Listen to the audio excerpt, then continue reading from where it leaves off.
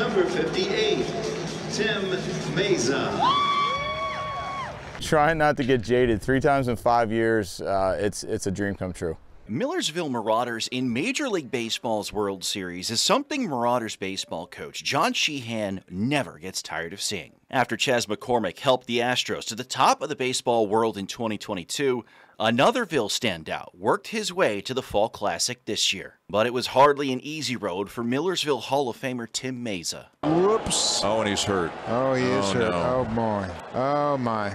That's a pitcher's nightmare. Midway through this delivery, something went wrong, and he knew it immediately. The catastrophic injury side of it, I mean, it was one of the tears that were hard to watch. He's had some adversity. If you look at his career, he kind of goes in 2-year stints where, you know, he struggled a little bit in the minor leagues for 2 years. He figured it out. He gets to the big leagues. He struggled for 2 years. He figures it out. And I think Tommy John was the same thing, where he had to rehab, and it wasn't great the first year off of it, and then he pitched great last year. When a pitcher works back from Tommy John surgery at any level, they have to rebuild their strength, physically and mentally. Eventually, Mayza and the Toronto Blue Jays organization parted ways after 11 years. This past July, Mayza signed a minor league deal with the New York Yankees.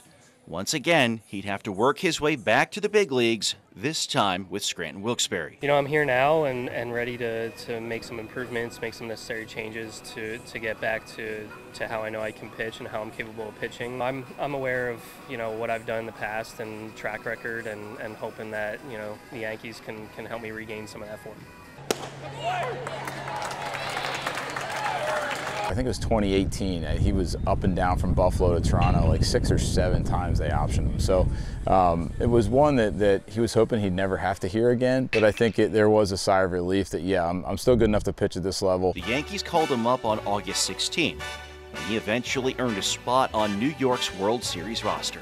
Here we go to the 9th inning. The Yankees have a very safe 11-4 lead. Tim Mayza. Dodgers down to their last strike in Game 4. Swung on a fly ball to center. Judge is there to make the catch. Ball game over.